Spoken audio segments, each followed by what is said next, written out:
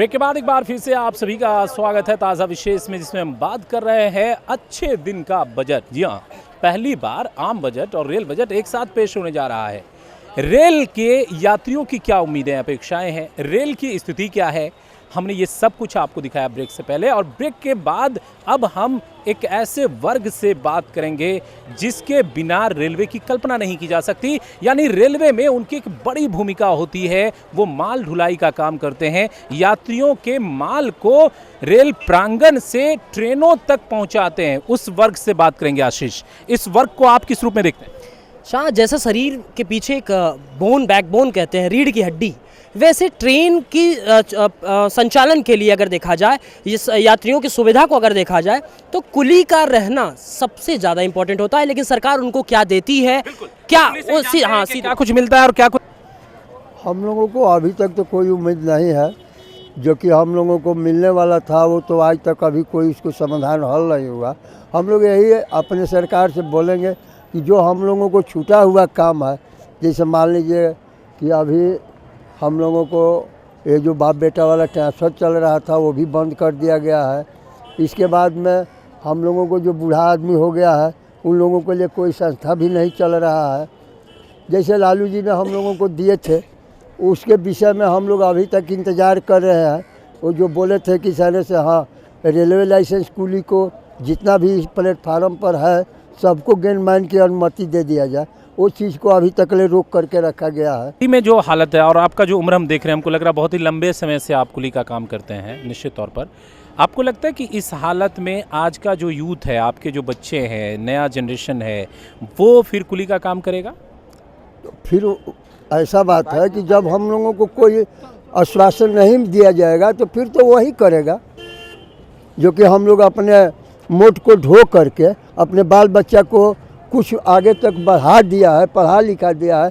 उन लोगों को कोई आज तक कोई हम लोगों के ऊपर में विचार नहीं हुआ। वजूद इसके आप लोग कैसे अपना कहाँ कुछ नहीं मिल रहा है। मिलने से तो हम लोग तो कुछ देखते हैं कि जब नौकरी का आया, नौकरी जिसका हुआ वो बंद हो गया, उसके बाद यहाँ से सुविधा बंद हो गया। जब नौकरी हुआ तो उसके बाद सब सुविधा बंद हो गया है।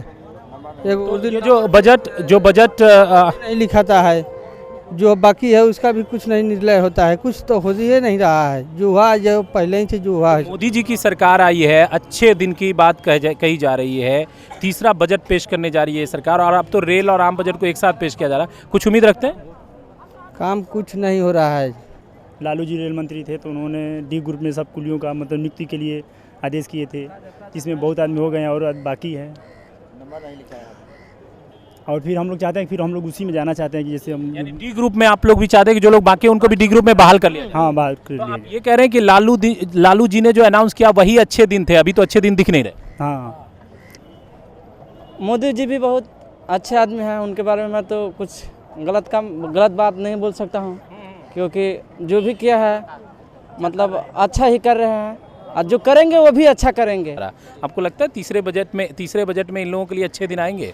इनकी जो बातें थी कहने की और जो व्यथाएं थी, उससे देख करके लगता है कि कहीं ना कहीं अभी भी संशय बना हुआ है इनके विचार में, कि मतलब जो ट्रांसफ़र को लेकर के बातें कहीं कि पिता का जो ट्रांसफ़र है वो लाइसेंस पुत्र को दे दिया जाए जिससे उनको रोजगार मिले।